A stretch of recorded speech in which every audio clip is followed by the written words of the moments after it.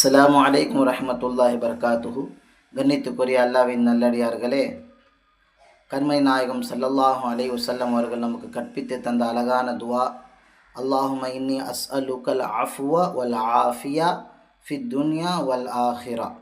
இந்த துவாவை ஒரு மனிதர் பேணுதலாக ஃபஜருடைய பாங்குக்கும் இகாமத்துக்கும் நடுவிலே 3 முறை தொடர்ந்து பேணுதலாக ஊதி வருவாரேயானால் அல்லாஹ் தபாரக் வ தஆலா அவருக்கு 4 விஷயங்களை பொக்கிஷமாக அல்லாஹ் தருகின்றான்.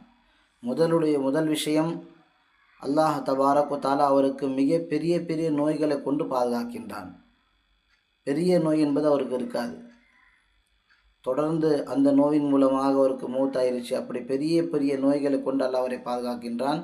இரண்டாவது விஷயம், அல்லாஹ் அவருடைய வாழ்க்கையிலே தனிமையில் பாவமான செயல்கள் செய்யாமல் அல்லாஹ் பாதுகாக்கின்றான். தனிமையில் என்று ஏன் சொல்லப்பட்டது என்றால், பொதுவாக மனிதன் தனிமையில் தான் பாவம் செய்கின்றான்.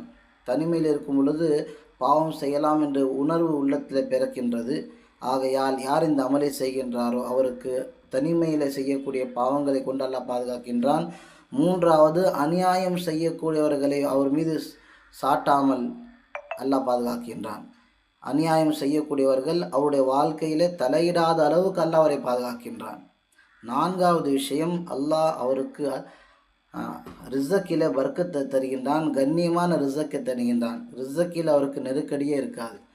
அல்லாஹ் தபாரக் வ தஆலா சுன்னத்தான துஆக்களை பேணுதலாக ஓதி அதையுடைய முழுமையான பரக்கத்துகளை அடைய வல்ல ரஹ்மான் நம் அனைவருக்கும் கிருபை செய்வானாக. அஸ்ஸலாமு அலைக்கும் வரஹ்மத்துல்லாஹி வபரகாத்துஹு.